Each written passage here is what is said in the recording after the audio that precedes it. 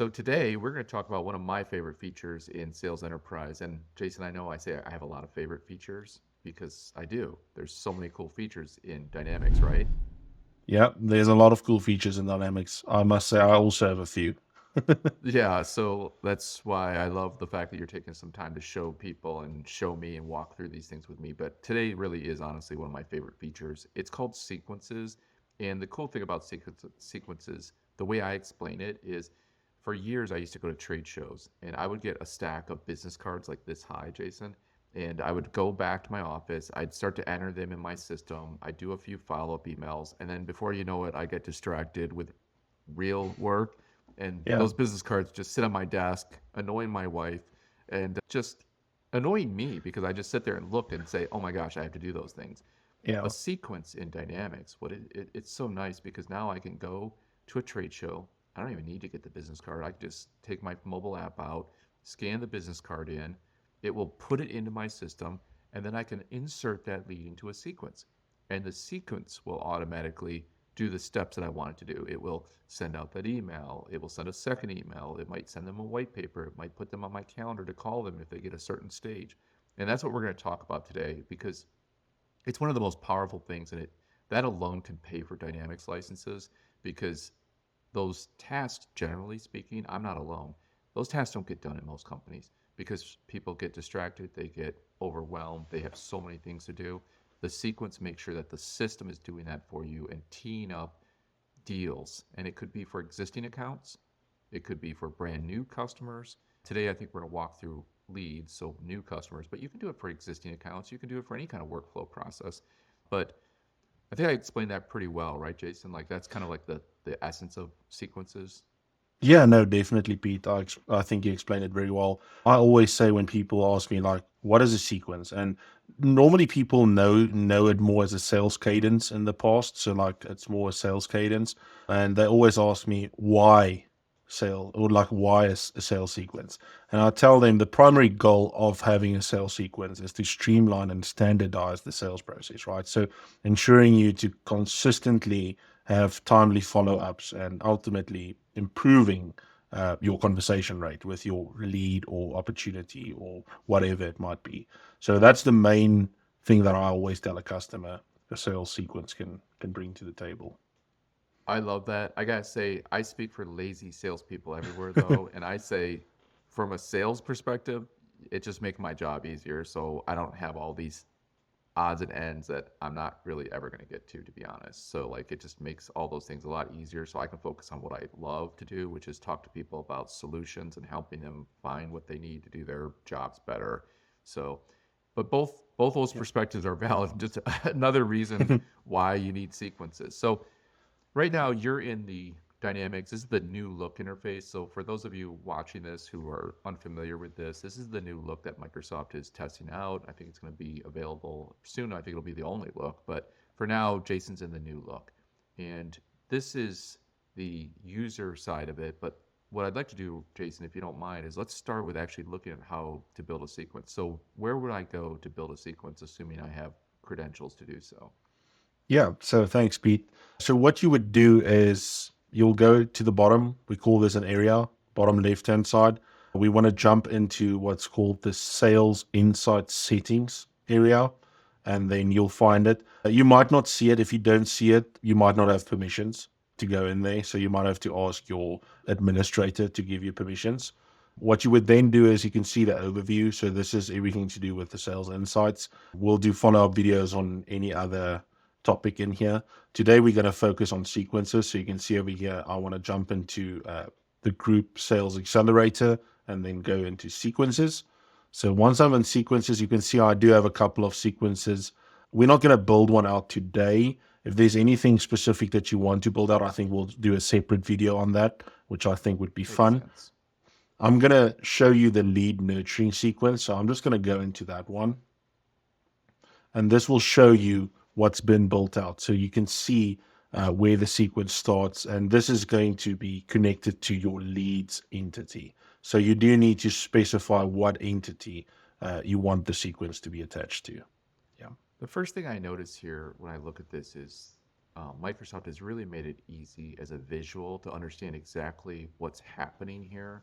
And everything is like in these like my mind is very like orderly. Like I like things in boxes like this.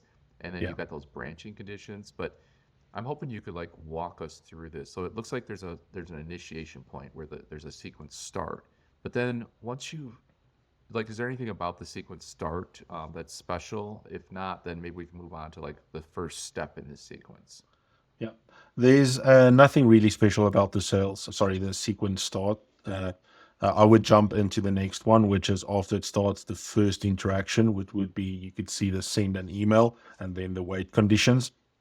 So the only thing with this sequence start is it does show you a little bit of an analytics on the cell sequence that's going on in there. Like it shows you the amount of steps, so it's easy to glance at it and then just know how many steps are in there rather than going ahead and counting it, right? So it does give you a little bit of information, but there's nothing really special about it. It doesn't do anything. So Sure, it's just a place to connect a lead or an account or whatever to a sequence to get the whole ball rolling. yeah, yeah. It's basically just the start of everything amazing that happens at the bottom. So, Excellent. Show us the first step here, Jason, if you don't mind, and the send an email. What does this do?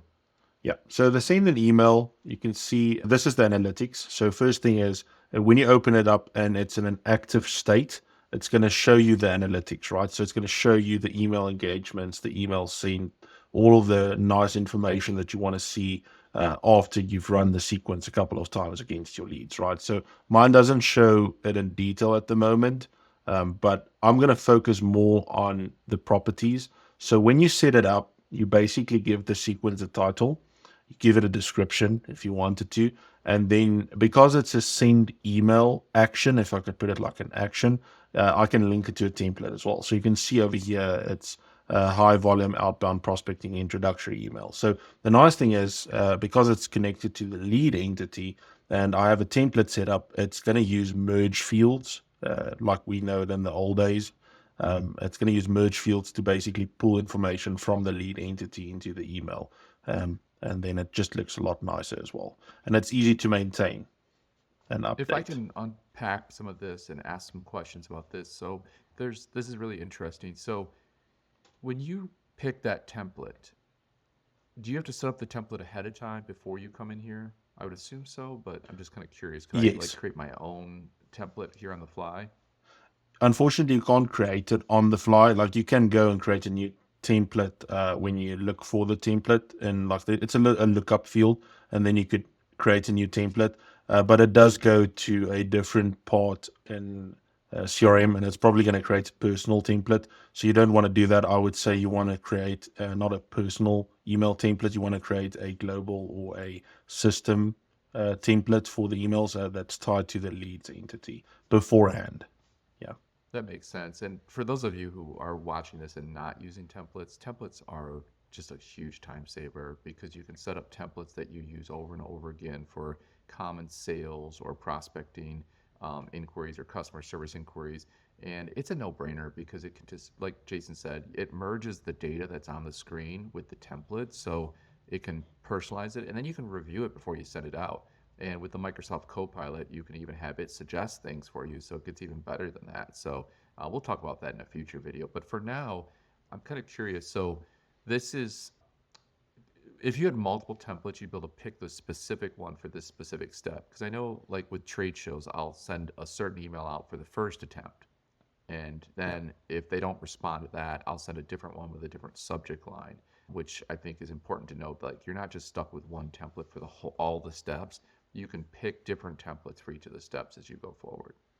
Exactly. Yeah. You could choose any template that you want based on the condition as well. And we'll get to that at the bottom with the advanced phone condition. It's basically what happens like if they answer the phone or if they don't answer the phone. It can send like different emails or based on the templates as well. So, yeah. That's really cool. Looking forward to that. I'm also looking forward to you explaining the next thing, which is like kind of a wait condition, because I know the example I just gave about the trade show. Like if I send you a first email and you don't respond, I don't want to spam your inbox with email after email. I want to like wait a couple days or a week even, and then send you that second email because I don't want to seem like, I don't want to seem like a spammer. I want to Yeah. make sure that if I'm going to engage with you, that I give you a little bit of breathing room. Exactly. Yeah, no, I completely agree with you, Pete.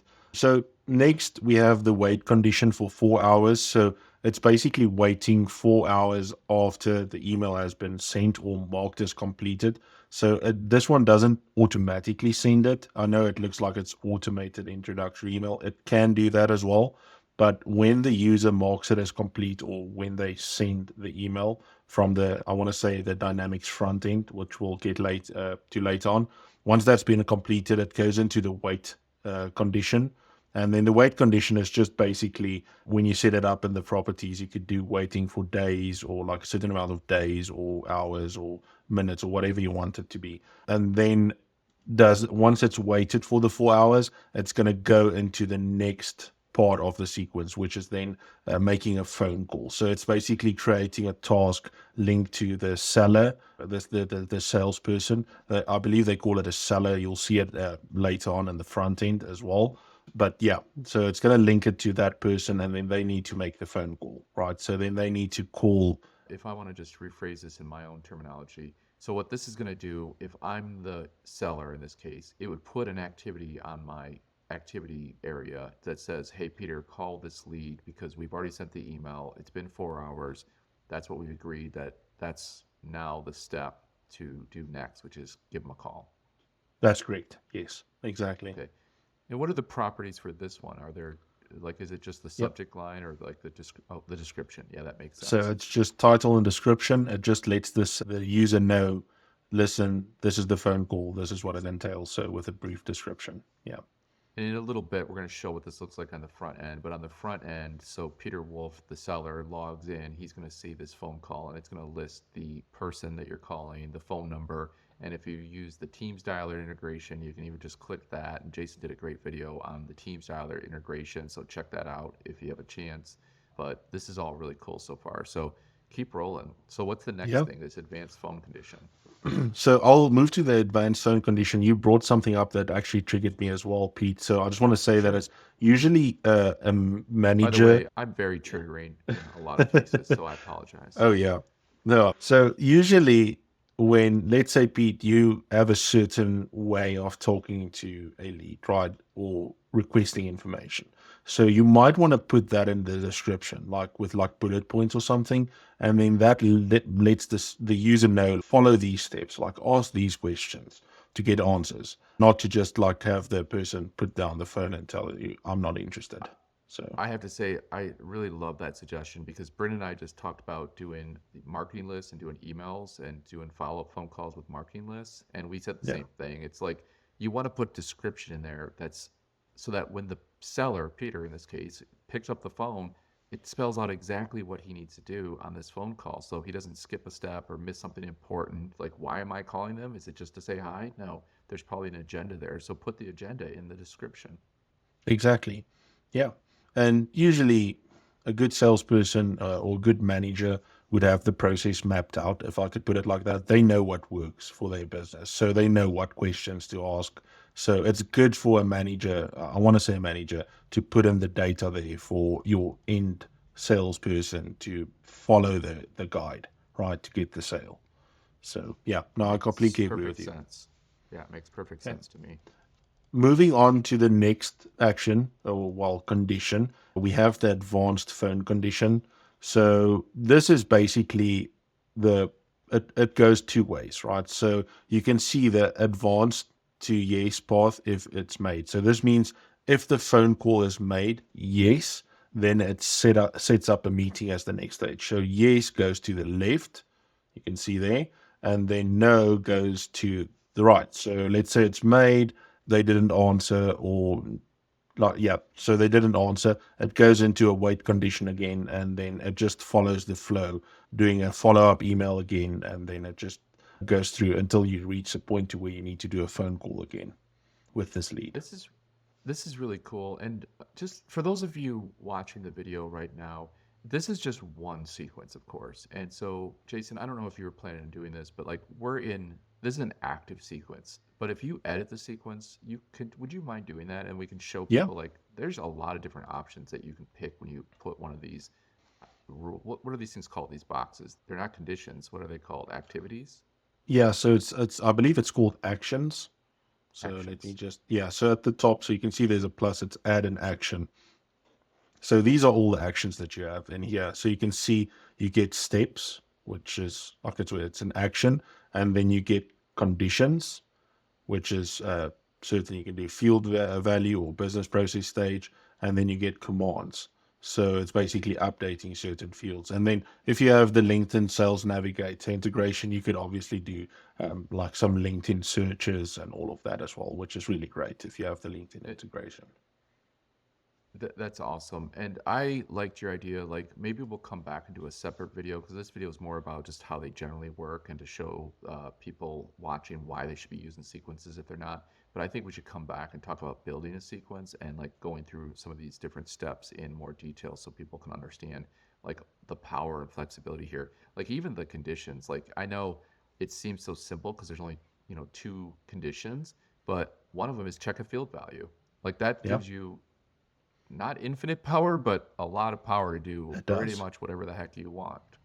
I completely agree. Yeah, I think this is good for a separate video to Perfect. create a sequence from scratch. So I'll X out of Perfect. this and then I'll go down in the sequence. I just want to go to the right a bit as well to show a little bit more information.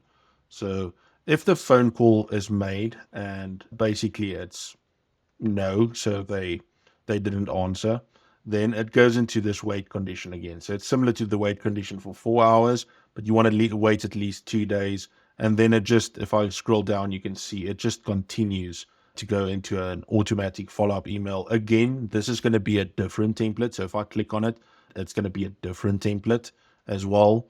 And then it just goes into a wait condition again. And depending on how you've built out the sequence, it goes up until it exits the sequence, right? So the Yep. fun thing as well is with the new update, you could have multiple sequences, or you could even set up an automation when the one is done. You could start the next one, like start the next sequence as well, which is really great. I think that's really an important thing to note. So if any of you watching this are on an older version of Dynamics, there you can only have people in one sequence. But the truth is that's not always the case because a prospect or a customer might be asking about product X, and they might also be asking about product Y. And those could be two separate sequences where you're sending them information, inviting them to a webinar, whatever that is. And so now you can have multiple sequences going at the same time, which I think was a great addition by Microsoft. Yeah, no, definitely. We've also seen customers use multiple sequences based on, let's say it's already a customer, so it's not a lead anymore. You have a sales Mhm. sequence that it might be in, so the customer is doing another sale. But then you might also have an accounting sequence when accounting is working with the customer, or a marketing sequence on a campaign or an event that you basically want to invite the customer to. So then it's not assigned to the seller or the salesperson, if I could put it like that, but it's rather assigned to somebody different, like an accounting person or somebody in a different department. So, I and like then the way they you could think run. about this because like that's another it's an example of how versatile Dynamics is. Like so the accounting team could actually make a sequence for collection calls and you Exactly. could like get a list of everyone who is past due because if you have the accounting integration enabled, you get a past due field and just say send all those people to the collection call sequence and maybe it's an email saying hey you're past due. If they don't respond, send them a second one and then you could maybe make phone calls with your AR clerks and like you can just automate all that process. It's just I know it's not like a standard function for CRM purposes, but it's very valid that CRM is not just used for sales and service. It can be used to streamline any operational flow in your business. Exactly.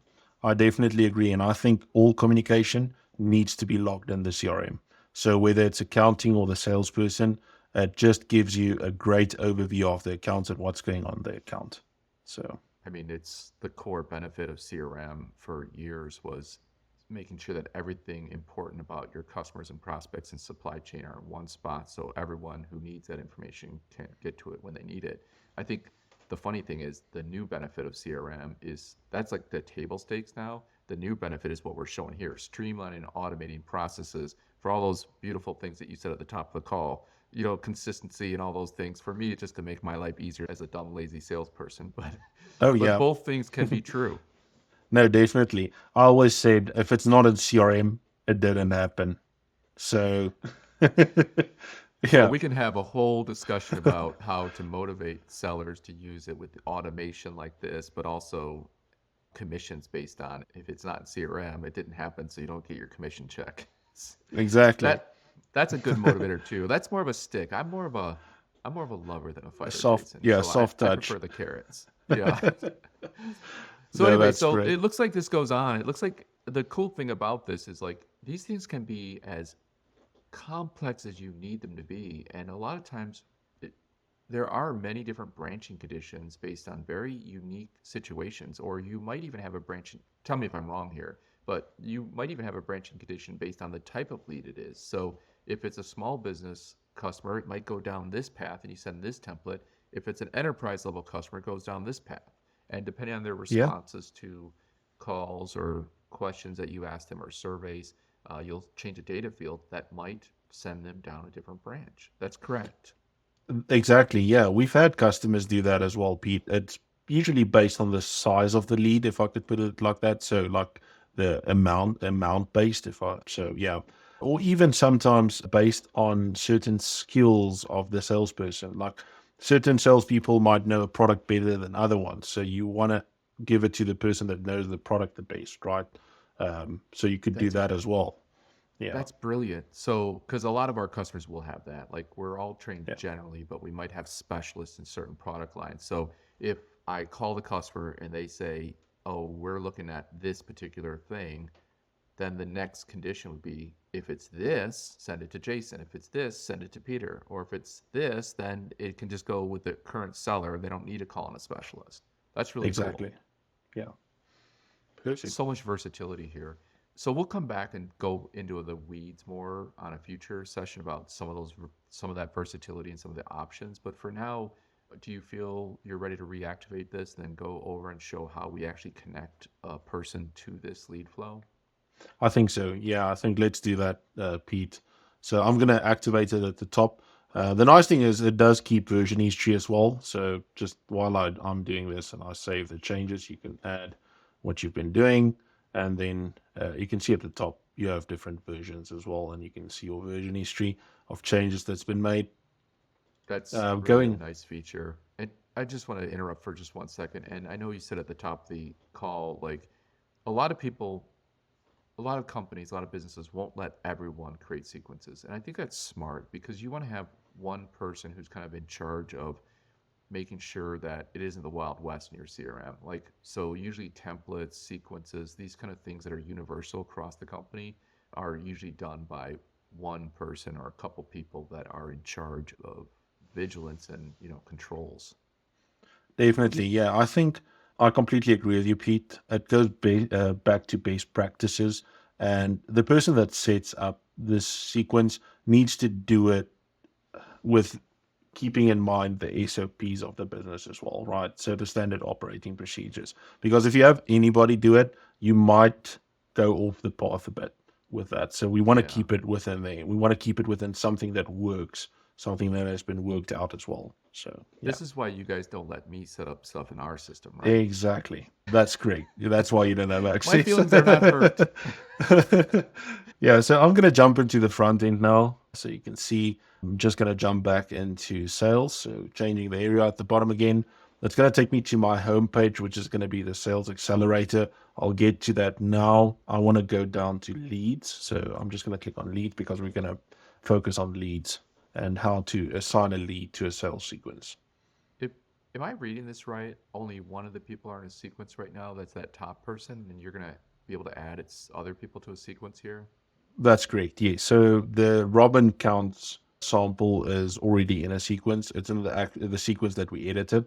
I'm gonna be adding, let's say, Deborah Garcia to the sequence as well. So Perfect. okay. Yeah. So it's So pretty easy to do this from what I recall. But can you just walk through those steps? Oh yeah, no, it is pretty easy. So what you want to do is, again, I'm in the new look, so your CRM might not look like this. The reason I am in the new look is I'm gonna when I activate the sequence against this lead, I want to show you where it displays in the sales insights form. So what I want to do is I'm gonna go to the three dots over here. I call it the meatball menu. It's just something that stuck with me. So because it looks like three meatballs, and then you want to go to sequence and you can select It's sequence lunchtime and then over here. I'm kind of getting hungry, so let's not. Let, I mean, talk about I'll, meatballs. yeah, I'll resist. What you then want to do is you want to click on sequence and then you can click connect sequence, or you can disconnect sequence if it's connected to a sequence and let's say the lead died, not Sure. actually died, but you lost the lead. You can Yeah. disconnect the sequence, and then you can also view the sequences that the record is linked to as well. So Nice. I'm gonna click on connect sequence. It's gonna open up this screen and pull up a list of sequences. It's going to show you a list of sequences that's linked or can be linked to a lead. You can see over here is the one that we've worked on, which is the lead nurturing sequence. I can then select it. It shows you a little outline on the Oh, right, which is really cool. cool. And then I'm just going to say connect sequence. I can then assign it. So this is where you could assign it to either the owner of the lead, or you could assign it to an accountant or whomever you want to assign it to. And then I'll click That makes assign. sense for a lot of companies out there that have people that do lead qualification. You might want to assign it to the lead qualification team to just process that and get it to a state where then it gets flipped over to an actual salesperson. Exactly. Yeah, it would definitely work in that sense. So now that the sequence is connected, again, I can go to sequences and then I can disconnect it, or I can view the connected sequences. So, like I mentioned before, you could have multiple sequences linked. I just want to show that as well. The nice thing that it does as well is if you're a manager, you can come in here, look at the sequences that's connected, and also see the progress of that sequence. So where does it sit in that sequence? How far is it from being completed? Which is really cool. Another nice thing that I'm seeing is, if I'm reading this correctly, that days is how long these people have been sitting in this sequence. Yes, it does show you the And days as well. okay, very cool. Yeah, Okay, perfect. so now that they're in a sequence, how does this help me manage my day? Like, so yeah, I see in the middle there, it says that like the up next is, I assume, the next step in the sequence that's about to fire, and that one's on a time delay, if I remember correctly. So it's not going to fire for till later today, it looks like. So this is actually the next step is going to be the wait 4 hours. So this needs to be completed before it goes into the wait condition. So what I'm going to do is I'm going to mark this as complete, and then it's going to go in the wait condition. So you can complete the email and then you could add a note, which is really nice. I'm not going to add a note. I'm just going to mark it as complete. And now if it refreshes, it's going to show you now it's in that wait I condition. see. So see, now it's ticking off. And then the next step is going to be to call the customer. So 4 hours from now, I'm going to have a task that shows up in my sales accelerator. And that gets back to the question with how do you see it like on a daily basis and how do I action it? So you could action it Before, from your leads. Oh, yeah, go ahead. oh, I'm sorry to interrupt you, but before you do that, I just noticed that previous step. So, like, if you wanted to, you could review all the things that happened before right there at this window. Yeah, you could That's cool. expand that and it shows you what's been completed as well. And it would show the note there as well, I believe. So, And that's nice because, again, if you have like sequences that jump people, so like Peter starts a lead processing, but then he needs to call in Jason. Jason can go in here and see all the different notes that Peter's taken, all the different steps he's already taken with this lead. So Jason can get up to speed really quickly on what's going on. exactly. Yeah. Very nice. So it's a very wholesome view all in one place. So you don't have to jump between tabs and screens and all of that, which is really amazing.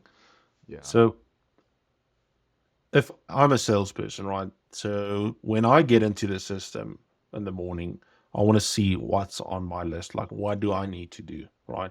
Yep. And I know you like that, Pete. Yep. So I'm going to jump into the sales accelerator sitemap. You can see there. this is now my work list, right? So it's displaying, and it's not just going to display leads. If I have sequences against accounts or opportunities or whatever, it's going to display in my work list, right? And it's going to show what's up next, what needs to happen next. So you can see there's Robin. Robin is in here as well because she's connected to a sequence. And you can see Deborah is also connected today because she's in a sequence. And you can easily see what's next. Like, I need to call this person, and you can click on the call and then it actually opens up a phone call. So come on, That's it's really just a bit cool. slow, but there we go. Phone call is made. That's really cool. And then you can put your notes in there. And then if you had any like response conditions that are customized, you could have response conditions that could trigger future automations or future steps in the sequence. So if your call was to say, what's your shirt size? Because I want to send you out a promotional T-shirt. Like then, based on the response, it could send over an order to the accounting system or something. Like you could just go really crazy with these things to automate your day. I wanted to take a beat here for a second, though, too, Jason. If you just go back to that work list, I Yep. wanted to. A lot of people that aren't in the new look, I think it's really important to understand this. Like, I know this doesn't really have to do with sequences per se, but this work list, the entire purpose of this is to help sellers, service people, marketing people, whoever it is that uses CRM, to focus their day on the things that they need to do next in their day to have the most productive impact. And it's like this is like that list of what do you need to do next? And it just helps people be more efficient and effective with their time. It's really something I think a lot of people should and could tap into. Like I used to read productivity books all the time, and the number one Yeah. thing that they say to be productive is start your day with a list. And Yep. like and then prioritize that list and just work through that list. And even if you don't get through everything in the list, because let's face it, we get interruptions all the time these days. Like there's so much coming at each of us.